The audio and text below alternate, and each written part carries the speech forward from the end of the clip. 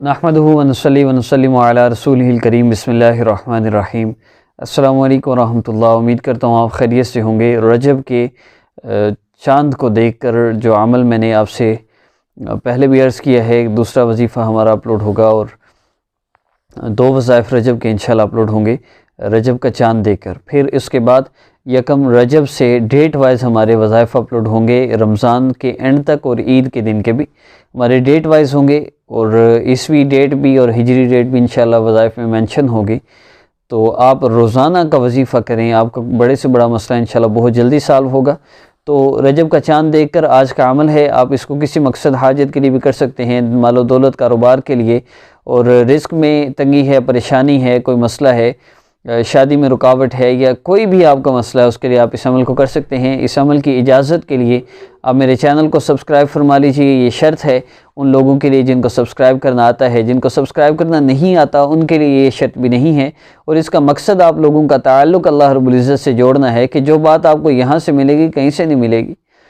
سب سے پہلی بات، اپنی والدہ کا نام کسی کو نہ دیں، اپنی تصویر نہ دیں۔ کوئی بندہ آپ سے کہتا ہے ہم آپ کا مسئلہ حل کرتے ہیں، آپ اتنے پیسے دے دیں، آپ پر تو بڑا آپ توڑ کروائیں، کاٹ کروائیں، یہ سب کروائیں، ڈرامے کریں، بس اور کچھ بھی نہیں ہے، صرف لوٹنے کے بہانے ہیں۔ استخارہ کرتے ہیں، جی آپ کا یہ مسئلہ ہے۔ یہ استخارے تو کسی سے میں نے نہیں سنا صحابہ نے نبی اسلام سے استخارہ کروایا ہو کہ جی آپ استخارہ کر دیں، میرا یہ مسئلہ ہے۔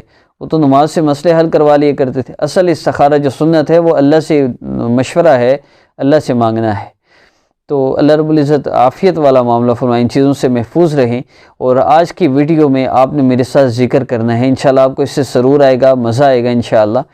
اور جتنا زیادہ آپ ذکر کریں گے اتنا زیادہ آپ کو فائدہ ہوگا، لیکن اس ذکر کے شروع میں 10 مرتبہ آپ نے درود پاک پڑھنا ہے، آخر میں بھی 10 مرتبہ ضرور درود پاک پڑھنا ہے۔ لا الہ الا اللہ کا ذکر ہے اور اس کو محسوس ایام میں کیا جا سکتا ہے، کسی وقت بھی کسی جگہ بھی آپ کر سکتے ہیں، اور 6-7 منٹ آپ میرے ساتھ ذکر کیجیے، آپ کو سکون ملے گا، سرور ملے گا، اور اس کے بعد آپ اپنے لیے دعا کر سکتے ہیں۔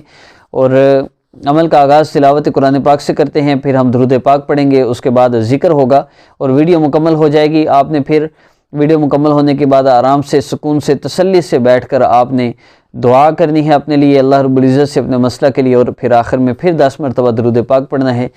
اعوذ باللہ من الشیطان الرجیم، بسم اللہ الرحمن الرحیم، انا اعطیناک الکوثر فصل لربک وانحر ان شانئک هو الابتر، صدق اللہ العظیم۔